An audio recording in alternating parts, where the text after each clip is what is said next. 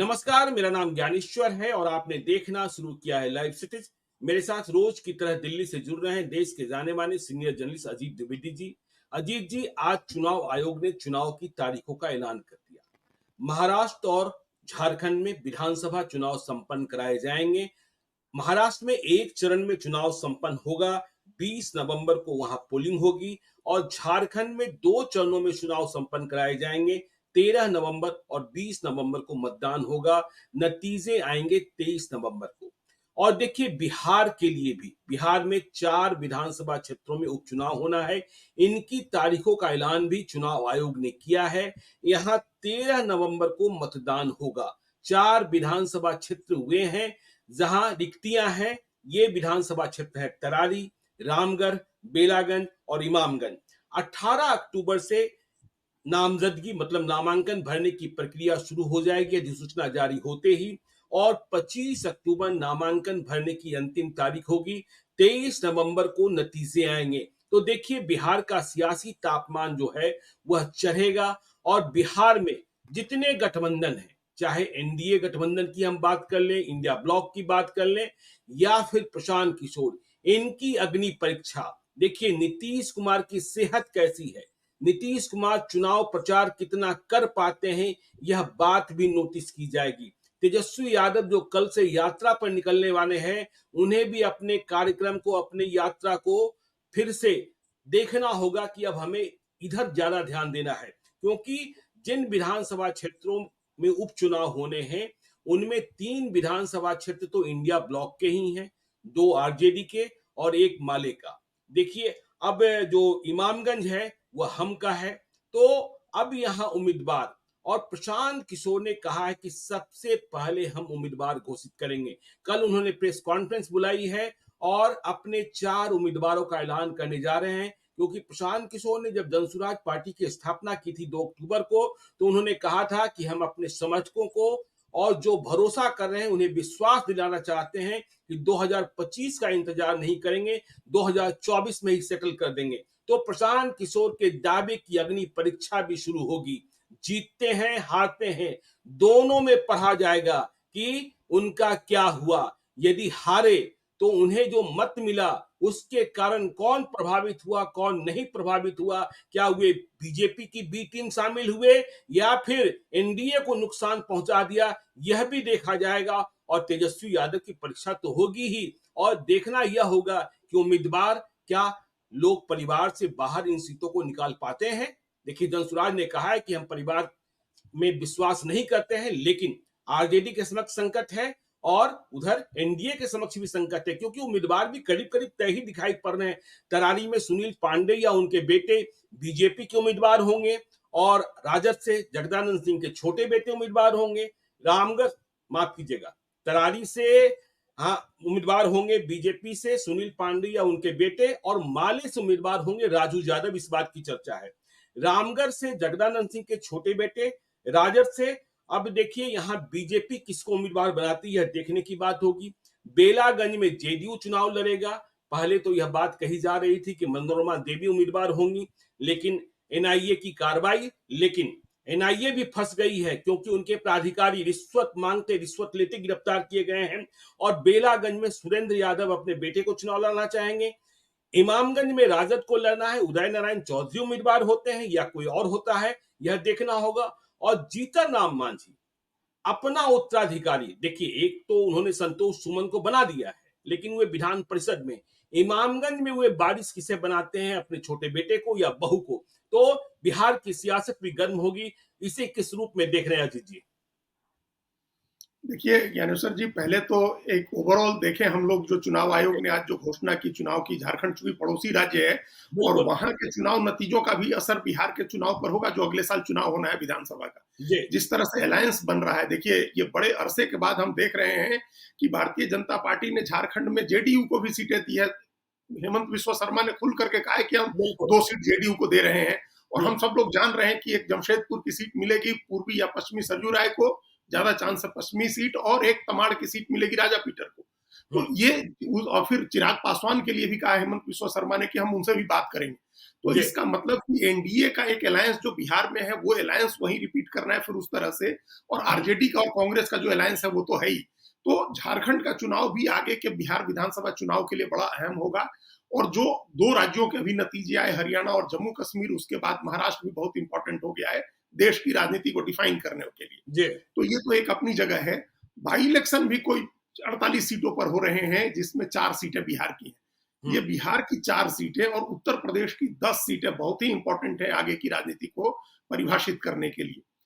बिहार की जो 4 सीटें हैं, उनकी उनकी प्रोफाइल आपने बता दी कि वो सीटें, इन चारों सीटों पर इसलिए चुनाव हो रहा है क्योंकि यहाँ के जो विधायक थे वो सांसद हो गए हैं, अपने अपने बिल्कुल, संबंधित क्षेत्र के हुँ, सांसद हो गए हैं, जी, इसलिए ये सीटें खाली हुई हैं। हुँ, लीगेसी वाली सीटें हैं, परिवार की सीटें हैं। सुरेंद्र हुँ, यादव बरसों से, दशकों से जिस सीट पर जीतते रहे हैं, इमामगंज जहां जीतन राम मांझी बरसों से, दशकों से राजनीति करते रहे, तो ये उस तरह की सीटें हैं। रामगढ़ जहां जगदानंद सिंह का समझा, परिवार, सुधाकर सिंह बरसों से राजनीति करते रहे, तो ये एक तरह से लीगेसी वाली परिवार की सीटें हैं।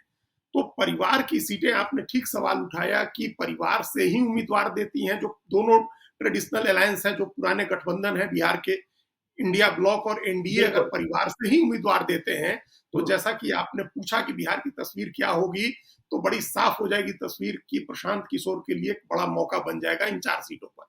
हुँ, अगर ये दोनों गठबंधन परिवार से उम्मीदवार देते हैं, या बिल्कुल, आपराधिक छवि के लोगों को, बाहुबली लोगों को उम्मीदवार बनाते हैं, तब भी प्रशांत किशोर के लिए एक बहुत बड़ा मौका बन जाएगा। हुँ, संभवतः इन 2 चीजों को ध्यान में रख करके ही प्रशांत किशोर ने ये चैलेंज किया है कि हुँ। हम 2025 को 2024 में ही सेटल कर देंगे। लेकिन हालांकि उन्हें वक़्त कम मिला है, अभी तो उधर इनकी पदयात्रा भी नहीं हुई है, तैयारी भी नहीं हुई है और देखिए कल उम्मीदवार जब घोषित करेंगे तो मालूम होगा कि इनके पहलवान कौन हैं, क्योंकि पदयात्रा अभी इन इलाकों में इनकी पूरी नहीं हुई है, मतलब शुरू ही नहीं, नहीं हुई है। नहीं, जी, नहीं पहुँची है। उन्होंने जी, उत्तर से शुरू किया था, वाल्मीकि नगर, पश्चिमी चंपारण से शुरू किया था, और अभी सीमांचल की तरफ है, अभी इस तरफ आए ही नहीं है, जो ये जी, शाहाबाद और गया, मगध, मतलब ओल्ड गया डिस्ट्रिक्ट का मगध का जो इलाका है, इस इलाके में आए ही नहीं है। हुँ, तो वो असर नहीं है। उस तरह का जहाँ उनकी पदयात्रा हुई है, वहाँ अलग तरह का असर है। हुँ, लेकिन जो मौका उन्होंने लपका है, या जो मौका समझा है उन्होंने, वो जी, ये है कि बहुत संभावना है कि इन सीटों पर परिवार के लोगों को उतारा जाए, और हुँ, उसमें कुछ बाहुबली छवि के भी लोग हों, जिनकी छवि वहाँ आपराधिक किस्म की रही हो। तो इन दोनों चीजों में उन्होंने मौका देखा है। हम लोग हुँ, उम्मीदवार के कयास से भी नहीं लगा सकते हैं। कल सवेरे, कल ही प्रेस कॉन्फ्रेंस करेंगे, वो तो उम्मीदवार की घोषणा करेंगे।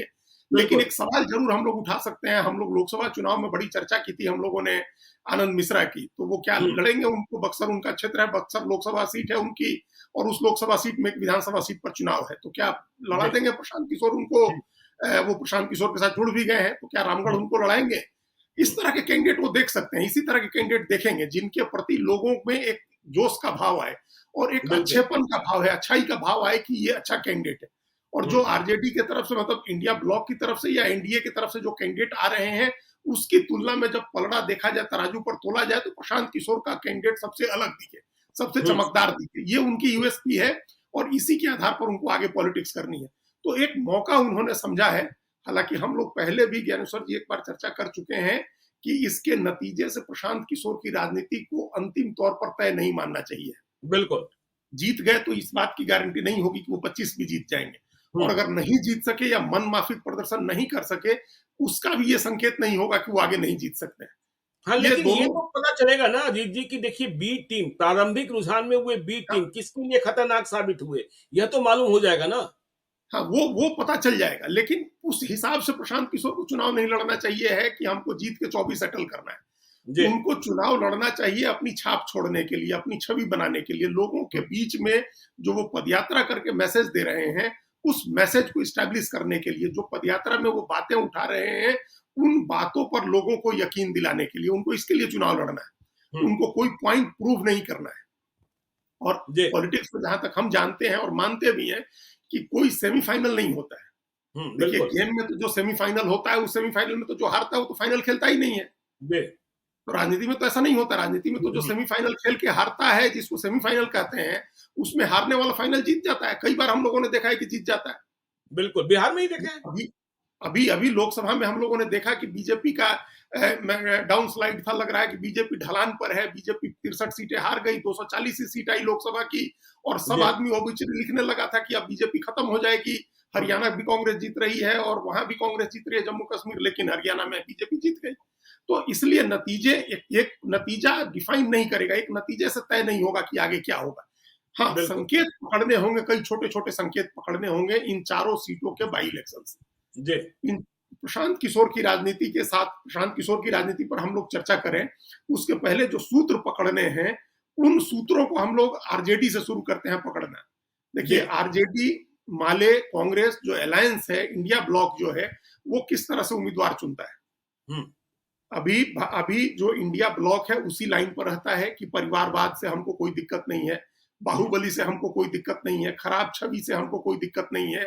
इसी लाइन पर अगर पार्टी कैंडिडेट चुनती है तो फिर वो इसका मतलब होगा कि आगे के चुनाव के लिए वो प्रशांत किशोर के लिए रास्ता बना रही है आगे के चुनाव में। लोग इस बात को जब एक इशू एस्टैब्लिश हो गया है, जब ये बात एस्टैब्लिश हो गई है, इसके बावजूद आप अपनी जिद में चलेंगे तो लोगों में एक मैसेज जाएगा कि आपको कोई फर्क नहीं पड़ता है आम आदमी की भावनाओं से।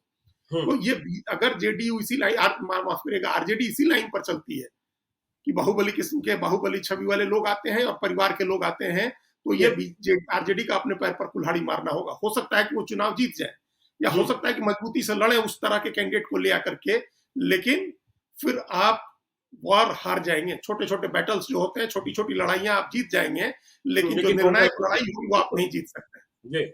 ये एक बात आरजेडी के लोगों को और पूरे अलायंस को समझनी होगी, और यही बात एनडीए ब्लॉक को भी समझना है। एनडीए को भी यही बात समझनी है कि आप परिवार से बाहर निकलते हैं, आप अच्छा कैंडिडेट देते हैं, आप लोगों की भावना की कदर करते हैं या नहीं करते हैं, आप अपनी जिद में हैं कि हमारा तो अलायंस है, जिस अलायंस में हमारे पास तमाम जातियों का समीकरण है, हमारे पास अगड़ी जातियां भी हैं, हमारे पास अति पिछड़ा भी है, महादलित भी है, फॉरवर्ड भी है, तो हमको कोई जरूरत नहीं है कैंडिडेट की के गुण दोष पर विचार करने की। कैंडिडेट उम्मीदवार की गुणवत्ता पर आप विचार नहीं करेंगे अगर, तो फिर वो आपके लिए भी आगे लॉन्ग टर्म की पॉलिटिक्स के लिए भी ठीक नहीं है, और बीजेपी नीतीश कुमार दोनों की छवि के लिए ठीक नहीं होगा। ये क्षेत्र ऐसे हैं, ये भी हम लोग कितनी बार पहले चर्चा कर चुके हैं ज्ञानेश्वर जी, ये क्षेत्र ऐसा है जो नीतीश कुमार की असर वाला क्षेत्र है। पुराने जमाने से नीतीश कुमार इस इलाके में जेडीयू की राजनीति अच्छी मजबूत रही है। राजनीति गया के जिले में, गया के डिस्ट्रिक्ट में, गया में, शाहबाद में, तो नीतीश कुमार की अपनी निजी प्रतिष्ठा भी दांव पर होगी।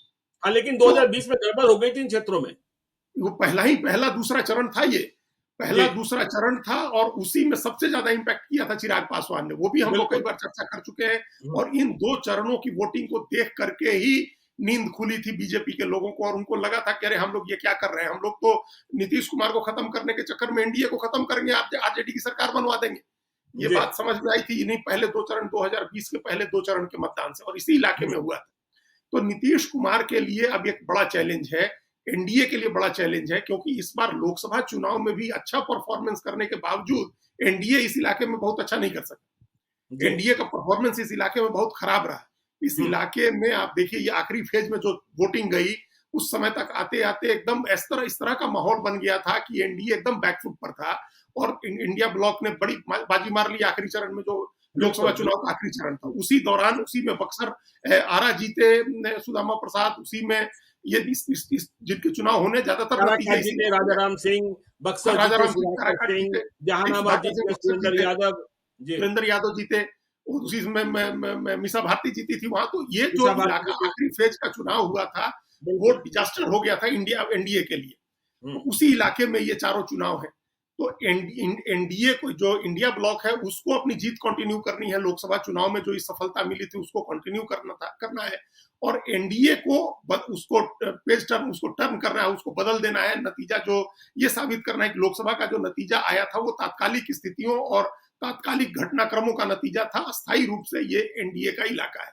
ये दोनों को साबित करना है। इस कैंडिडेट कैसे होते हैं, प्रचार किस तरह का होता है, नीतीश कुमार निकलते हैं कि नहीं अपना फोर्ट बचाने, अपना इलाका बचाने के लिए, ये इन दोनों को साबित करना है। और फिर तीसरा प्लेयर, ये बड़ा सवाल है, नीतीश कुमार निकलते हैं कि नहीं निकलते हैं। देखिए कितनी सभाएं करते हैं। देखिए तेजस्वी यादव यात्रा पर निकलेंगे कल से, लेकिन वह वापस भी आ जाएंगे 27 तारीख को, और 25 तारीख को नामांकन भरने का अंतिम दिन है। इसके पहले उम्मीदवारों का ऐलान हो जाएगा। तो तेजस्वी यादव तो धुआंधार यात्रा करेंगे ही करेंगे, और उनके पास इन इलाकों में तोप भी है, गोप भी है। तो अब नीतीश कुमार पर देखना होगा कि नीतीश कुमार, जिनकी सेहत को लेकर तमाम सवाल उठाए जा रहे हैं, उठते ही रहते हैं, चर्चा होती ही रहती है, वह कितना निकलते हैं, क्योंकि बिहार की जनता नीतीश कुमार की सक्रियता और नीतीश कुमार की सेहत और नीतीश कुमार की जुबान से सुनना कुछ पसंद करेगी। हाँ, देखिए पहले तो अभी उनके कैंडिडेट आ जाए। जी। बीजेपी किसको बनाती है, एलजेपी किसको, ये जीतन राम मांझी हम किसको बनाता है, और जेडीयू से कौन कैंडिडेट आते हैं। देखिए तीनों पार्टियों के कैंडिडेट लड़ेंगे। हम्म। तीनों पार्टियों के कैंडिडेट अगर चुनाव लड़ते हैं वहां, तो ये तीनों पार्टियों की साझा जिम्मेदारी होगी कि आप चुनाव लड़वाएं और जिताएं। ये बिल्कुल। सम्राट चौधरी की भी जिम्मेदारी होगी, ये जीतन राम मांझी की भी जिम्मेदारी होगी, और चिराग पासवान को भी इन्वॉल्व करेंगे। ये लोग एनडीए मिलकर के लड़ेगा। देखिए ये हम्म। प्रतिष्ठा का मामला हो जाएगा। चुनाव बिल्कुल। ये जो है, पहले ये ऐसा नहीं होता था कि बाई इलेक्शन है तो बड़ा नेता प्रचार करने नहीं जाएगा। अब हम्म। वो स्थिति नहीं है। ये एक तरह से मिनी चुनाव है, विधानसभा चुनाव का मिनी विधानसभा चुनाव है। इसी तरह का चुनाव उत्तर प्रदेश में भी होगा, जहां पिछले 3 महीने से तैयारी कर रहे हैं जो योगी आदित्यनाथ। उनकी तो कुर्सी ही दाव पर लगी है। और नीतीश हमने तो कुमार देखा कि अमित शाह मीटिंग कर रहे थे परसों रात को यूपी के उपचुनाव बिल्कुल को लेकर। जी। उपचुनाव को लेकर के, सोचिए आप उपचुनाव की 10 सीटों को लेकर के कितना इंपॉर्टेंट है, चूंकि वहां हारी है लोकसभा का चुनाव बीजेपी, और जी। समाजवादी पार्टी सबसे बड़ी पार्टी हो गई है। तो ये बाई इलेक्शन बड़ा इंपॉर्टेंट हो गया है हम्म। बीजेपी के लिए, और योगी आदित्यनाथ के लिए भी ये माना जा रहा है कि लोकसभा हारने के बाद उनको कहा ही गया कि आप विधानसभा उपचुनाव जितवाइए तो आपकी कुर्सी सुरक्षित होगी। तो ये बिल्कुल। एक वहां का उसी तरह का मामला बिहार में भी उसी तरह से, कुर्सी कोई असुरक्षित नहीं है नीतीश कुमार की, हम्म। न सरकार असुरक्षित है। लेकिन एक मैसेज देना है एनडीए को भी, इंडिया ब्लॉक को भी। ये मैसेज देना है, इसलिए सारे बड़े नेताओं को चुनाव में उतरना होगा। ये नहीं हम्म। होगा कि बाई इलेक्शन हो रहा है तो हम क्यों जाए प्रचार करने। देखिए बाई इलेक्शन होने के बावजूद इसका महत्व इसलिए है कि 4 सीटों पर एक साथ हो रहा है, और हम्म। दूसरा लोकसभा के सांसद चुने गए हैं उनकी सीटों पर हो रहा है। तो ये जो बिल्कुल। तमाम जो एमपी चुने गए हैं उनकी भी प्रतिष्ठा का मामला है, इंडिविजुअल भी। हम्म।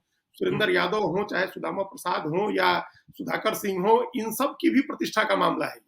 हम्म। ये जीतन राम मांझी की भी प्रतिष्ठा का मामला है। उनको इंडिविजुअल उनकी प्रतिष्ठा दाव पर है, और उनकी पार्टियों की भी प्रतिष्ठा दाव पर है कि उनको जो जीता है जीत कंटिन्यू करना है, जो हारा है उसको जीत करके दिखाना है कि हम यहाँ मजबूत हैं। अब इन दोनों के बीच में लड़ाई अगर इन दोनों में आमने सामने में होती तो हमको आपको प्रेडिक्ट करने में शायद ज्यादा समस्या नहीं आती। हम हाँ लोग बिल्कुल। कैंडिडेट देखने के बाद बता सकते थे कि पलड़ा किसका भारी रहेगा। नतीजा जी। तो जो आए, लेकिन हम्म। पलड़ा किसका भारी रहेगा ये हम लोग बता देते। आज अब एक तीसरी ताकत चुनाव मैदान में उतरेगी। प्रशांत किशोर चुनाव लड़ेंगे चारों सीटों पर, और जिस तरह के वो दावे कर रहे हैं, उन दावों को देखते हुए ऐसा नहीं लग रहा है कि वो सिर्फ प्रतीकात्मक रूप से चुनाव लड़ेंगे। हम्म। ये नहीं होने जा रहा है कि वो सिर्फ अब पार्टी बन गई है उनकी, एक राजनीतिक दल उनका हो गया है, इसीलिए वो प्रतीकात्मक रूप से चुनाव लड़ेंगे, ऐसा नहीं है। बिल्कुल। दूसरा एक बिल्कुल। ये भी बड़ी दिलचस्प बात होगी, देखना होगा अभी कि उनको पार्टी का नाम मिला है, चुनाव चिन्ह मिला है कि नहीं मिला है, कि चारों हम्म। सीटों पर उनका कैंडिडेट एक सिंबल पर लड़ता है या अलग अलग सिंबल पर लड़ता है।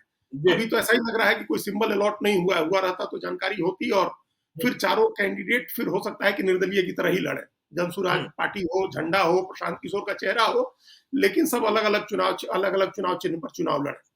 तो हाँ, ये वो भी एक समस्या होगी यदि चुनाव चिन्ह नहीं मिला है, ये बात तो कल प्रेस कॉन्फ्रेंस में पूछी ही जाएगी कि यदि चुनाव चिन्ह अलग-अलग होंगे तो प्रचार में और फिर मीडिया में जो ट्रेंड करता है उसमें समस्या तो आएगी कि भाई आपके चुनाव चिन्ह अलग-अलग हैं और फिर कन्फ्यूजन्स तो होंगे। हाँ, बिल्कुल होंगे, और वो फिर एक जो माहौल बनाना होता है, जो आंधी उठानी होती है, जो या अंडर करंट भी चलाना होता है, तो उसमें बिना चुनाव चिन्ह के ये करना थोड़ा मुश्किल होता है। जी। आप हर क्षेत्र का फिर अलग-अलग कराना होगा, सोशल मीडिया में आप ट्रेंड कराएँगे, अलग-अलग क्षेत्र का कराएँगे, फिर कैंडिडेट का नाम भी बड़ा इंपॉर्टेंट होता है। तो आपका हुँ। कोई ऐसा कैंडिडेट नहीं होगा जिसका पहले से बहुत बड़ा नाम है। हुँ। एनडीए और इंडिया में तो कैंडिडेट ऐसे होंगे जिनको लोग जान रहे होंगे, या जी। जिनको लोग जानते हैं, उनके चुनाव चिन्ह हुँ। भी एस्टैब्लिश्ड हैं। प्रशांत किशोर के सामने ये 2 चैलेंज होंगे कि उनका कैंडिडेट भी नया होगा। जिस तरह के उन्होंने दावे किए हैं कि वो किसी आपराधिक छवि वाले को नहीं बनाएँगे, किसी नहीं बाहुबली बनाए। को नहीं बनाएँगे, परिवार से नहीं लेंगे, तो ज़ाहिर है कि कैंडिडेट नया होगा। तो उसके चेहरे की भी समस्या होगी, उसके चुनाव चिन्ह की भी समस्या होगी। ये एक सवाल होगा जो उनके सामने एक बाधा आएगी। और जैसा आपने कहा कि समय नहीं मिला है उनको, इस बिल्कुल। इलाके में जाने का समय नहीं मिला है उनको, गए ही नहीं है, उनकी पदयात्रा इस इलाके में नहीं गई है। जिन इलाकों से प्रशांत किशोर की पदयात्रा गुजर चुकी है, उन इलाकों में तो बहुत चर्चा होती है, उनके घरों में हुँ। चर्चा होती है, महिलाएं चर्चा करती हैं, बच्चे और नौजवान चर्चा करते हैं, उनके वीडियोस देखे जाते हैं, वो सब चीजें हैं।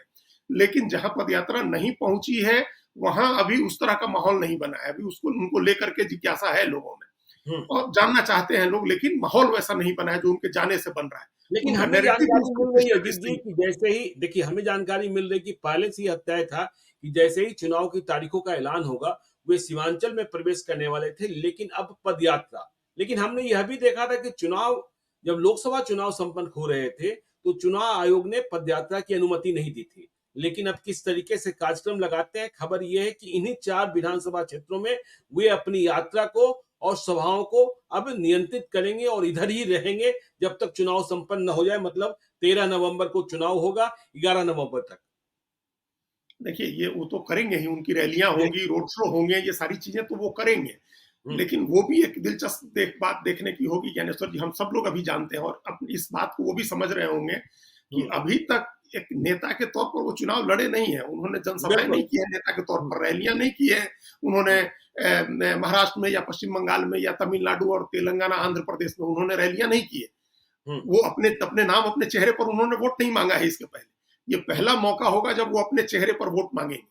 जी। अभी तक तो ममता बनर्जी के चेहरे पर वोट मांग रहे थे या उद्धव ठाकरे के चेहरे पर मांग रहे थे, एम के स्टालिन, अरविंद केजरीवाल या चंद्रबाबू नायडू, चंद्रशेखर राव, इनके चेहरे पर वोट मांगा था। जी। अपने चेहरे पर वोट नहीं मांगा है, ये पहली बार अपने चेहरे पर वोट मांगेंगे हुँ, प्रशांत किशोर। तो इस बात की भी परीक्षा होगी कि बिहार की राजनीति में जो ये सवाल उठता है कि क्या ब्राह्मण अब पॉलिटिक्स करेगा, ये बात 10 लोगों ने आपसे भी पूछी, हमसे भी पूछी। बिल्कुल, हमने देख बिल्कुल। लिखा तो लोगों ने कमेंट करके पूछा। तो हुँ, ये ये जो इस बात की भी परीक्षा होगी कि ब्राह्मण हुँ, पॉलिटिक्स कर सकता है कि नहीं, अपने चेहरे पर वोट मांग करके कहीं से यादव और कहीं से बनिया किसी को उसको चुनाव जिता सकता है कि नहीं जिता सकता है। हुँ, तो ये भी एक सवाल होगी, ये भी प्रशांत किशोर की एक परीक्षा है। वो रहेंगे, पदयात्रा की परमिशन नहीं मिलेगी तो वो रैलियां करेंगे, रोड शो करेंगे, लोगों के पास पहुंचने की कोशिश करेंगे, डोर टू डोर कैंपेन करने में कोई कोई आपत्ति नहीं होती है, कोई नहीं रोक सकता है कि आप डोर टू डोर नेता को कैंपेन करने से रोक दें। हुँ, वो चलेगा, उसमें कोई दिक्कत नहीं है, वो करेंगे यात्रा। तो वो उस यात्रा का क्या इम्पैक्ट बनाते हैं, जो मुद्दे वो उठाते हैं। देखिए, हर आदमी, अभी 2 लोग हमारे पास आए थे और दोनों लोग कोचिंग के एजुकेशन के सेक्टर में बड़ा नाम है दोनों का, बहुत अच्छा जी। अच्छा बड़ा नाम है। हुँ, बीपीएससी और आईएएस का की कोचिंग चलाते हैं और आईआईटी जी की तैयारी कराते हैं, जेईई की तैयारी कराते हैं। हुँ, उनमें से एक सज्जन तो इतने प्रशंसक हैं, ठाकुर समाज से आते हैं, राजपूत जाति से आते हैं, इसके बावजूद इतने बड़े प्रशंसक है प्रशांत किशोर के कि वो पटना गए थे, वहां से सुपौल, सहरसा चले गए थे प्रशांत किशोर को मिलने और वहां जाकर के उनको अपनी शुभकामना दे करके आए। वो दोनों लोग यहाँ बैठे थे और सैकड़ों स्टूडेंट्स के साथ रोज उनका इंटरेक्शन होता है बीपीएससी की तैयारी में। दोनों ने कहा कि मुद्दे तो प्रशांत किशोर बहुत अच्छे उठा रहे हैं। ये हुँ, बात उनको हर आदमी कहता है, हर नौजवान जी, कहता है कि मुद्दे तो बहुत अच्छे उठा रहे हैं। तो असली चीज तो यही होती है, आधी लड़ाई तो आप यहीं जीत गए जब आपके मुद्दों को लोग कहने लगे कि यह मुद्दा अच्छा है। भाई, बिल्कुल। मुद्दों की तो लड़ाई होती है। अब जब हुँ, चेहरों की लड़ाई अब धीरे-धीरे कम होती जा रही है, अब मुद्दों की लड़ाई हो रही है। देखिए, लोकसभा चुनाव में भी चेहरे का दांव किसी का नहीं चला। जब हुँ, नरेंद्र मोदी का चेहरे का दांव नहीं चला, तो बाकी और किसी का क्या कहेंगे? मुद्दों का दांव चल रहा है, मुद्दों पर लोग यकीन कर रहे हैं। तो प्रशांत किशोर ने जो मुद्दे उठाए हैं कि आप अपने बच्चों के लिए वोट करिए, आप पलायन रोकने के लिए वोट करिए, आप शिक्षा और स्वास्थ्य के लिए वोट करिए, आप गरीबी दूर करने के लिए, बेरोजगारी दूर करने के लिए वोट करिए, आप स्कूल और अस्पताल के लिए वोट करिए। ये मुद्दा अगर लोगों को अपील करता है, तो कई चीजें सेटल हो जाएंगी। चुनाव सेटल नहीं होगा 25 का, जी, लेकिन कई चीजें सेटल हो जाएंगी, जिसमें सबसे बड़ी चीज ये है कि लोग अब जात पात की दीवार को तोड़ने के लिए तैयार हैं। हुँ, लोग अब चेहरा नहीं देख रहे हैं कि प्रशांत किशोर पांडे हैं या लालू प्रसाद यादव हैं या नीतीश कुमार कुर्मी है। ये लोग नहीं देखेंगे। ये इसका मतलब होगा, अगर इस बार ये चार चार चुनावों में इस बात को साबित करना है प्रशांत किशोर को कि वो जो मुद्दे उठा रहे हैं, वो मुद्दे अब बिहार के लोगों के दिल के करीब हैं और लोग उन मुद्दों पर वोट करने के लिए तैयार हैं। ये सबसे बड़ी परीक्षा होगी प्रशांत किशोर की। जीतना हारना अपनी जगह है, उनके वोट बिल्कुल। परसेंटेज से भी ये बात साबित होगी। और जो हुँ, पहले आपने एक बड़ा सवाल उठाया कि भले सेटल नहीं हो 25 का चुनाव, लेकिन ये तो सेटल होगा कि वो किसी की बी टीम है या नहीं है। जी, तो ये निश्चित रूप से सेटल हो जाएगा। आप देखिए, प्रशांत किशोर किसी की बी टीम नहीं है। ये हुँ। बात हम अपने बरसों दशकों के राजनीतिक अनुभव और पत्रकारिता के अनुभव से कह रहे हैं। बी टीमें इस तरह की नहीं होती। नहीं, जो और प्रारंभिक रुझान है, वो तो एनडीए को नुकसान पहुँचाते दिख रहे हैं ना। अब तो देखिए यह उपचुनाव भी बताएगा और तेजस्वी यादव की भी चिंता है कि मुसलमान वोटों को कैसे न छिटकने दें।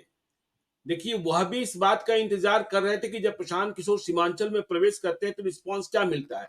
और यह तो कड़वा सच है ना कि आरजेडी ने मुसलमान वोटरों से यादवों को विधायक बनवाया है, यादव मतदाताओं से मुसलमानों को विधायक नहीं बनवाया है। और प्रशांत किशोर इसी बात को चुनौती दे रहे हैं। खतरा इसी बात का है कि तेजस्वी यादव कितने उम्मीदवार बदल देंगे, कितने यादव उम्मीदवार बदल देंगे। और प्रशांत किशोर जब यादव होंगे, मुसलमान बाहुल्य विधानसभा क्षेत्र में, वहां मुसलमान खड़े कर देंगे, तो फिर नई परेशानी हो जाएगी।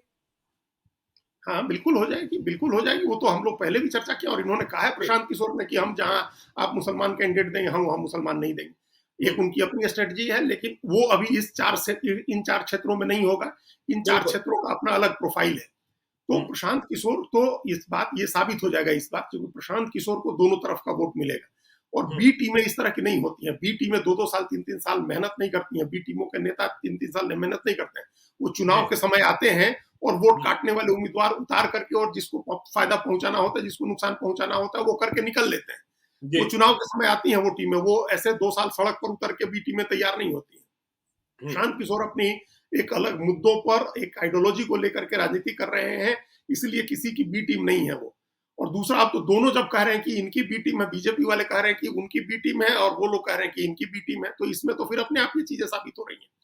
यहाँ ये साबित हो जाएगा, क्योंकि उनको across the caste line vote मिलेगा। कितना वोट मिलेगा, चुनाव जीतेंगे नहीं जीतेंगे, लेकिन जो एक आइडियलिस्ट यूथ है, जो आदर्शवादी युवा है, जो आकांक्षी लोग हैं, जो अपने बच्चों की चिंता करने वाले बुजुर्ग हैं, जो महिलाएं हैं, ये सब जो इनके मुद्दे को समझ रहे हैं, वो सब उनको वोट देंगी। कास्ट की का बैरियर जो है इस बार टूटेगा, ये हम लोग देखेंगे। चुनाव के बाद भी हम लोग चर्चा करेंगे, चुनाव के बीच भी हम लोग चर्चा करेंगे।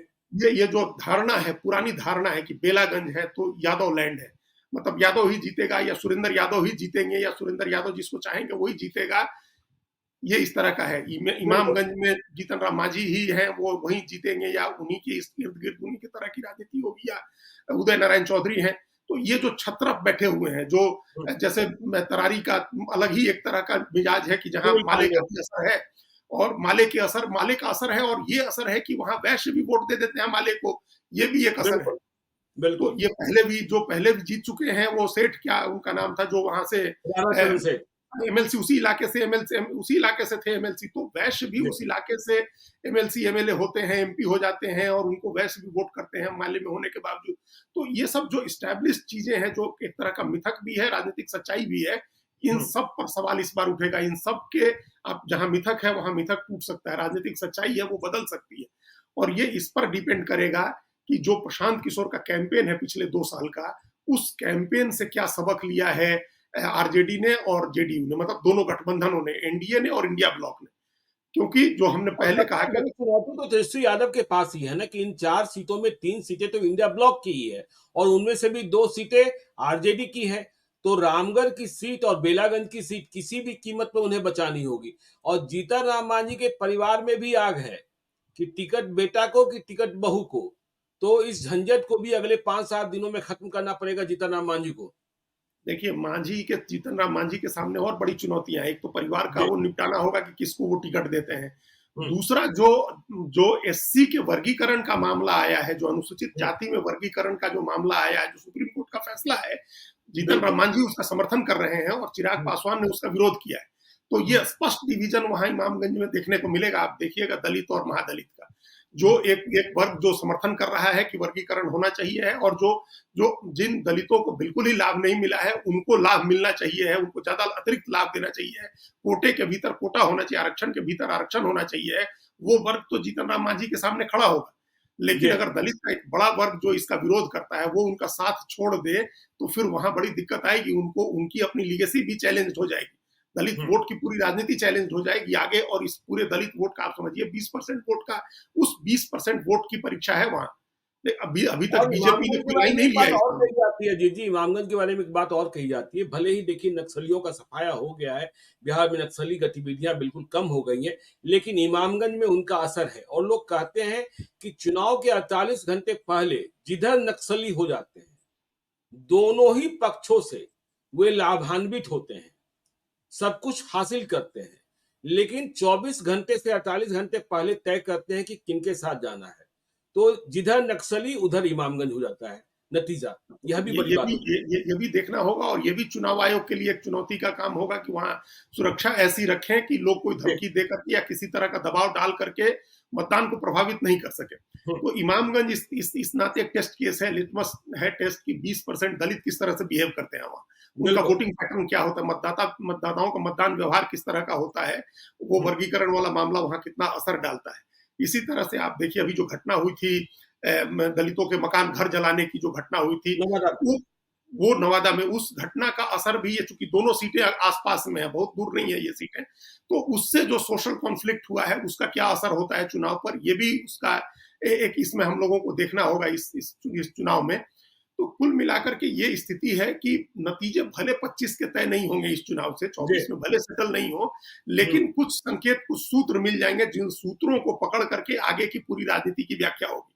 वो कुछ सूत्र तो प्रशांत किशोर की पार्टी किस तरह से, पार्टी तो क्या कहें, उनके 4 कैंडिडेट किस तरह से परफॉर्म करते हैं, बिल्कुल, बिल्कुल, बिल्कुल। उनके 4 कैंडिडेट किस तरह से परफॉर्म करते हैं, उनके कैंडिडेट कैसे होते हैं, इससे कुछ सूत्र मिलेंगे। एनडीए और इंडिया ब्लॉक ट्रेडिशनल तरीके से राजनीति करते हैं, पारंपरिक तरीके से राजनीति करते हैं, जिसमें परिवारवाद भी है, बाहुबली भी है, और ये हुँ, सोच है कि जो चुनाव जीतेगा उसी को टिकट देना है। मतलब जीतने विनेबिलिटी ही फैक्टर पर अगर वो लोग टिकट देते हैं, तो ये भी देखना होगा कि मतदाता उनको किस तरह से ट्रीट करते हैं कि आप आपने कोई सबक नहीं लिया, परिवारवाद और बाहुबलियों को आप नहीं छोड़ रहे हैं, तो हम आपको छोड़ देंगे। मतदाता ये मैसेज देते हैं कि नहीं देते हैं?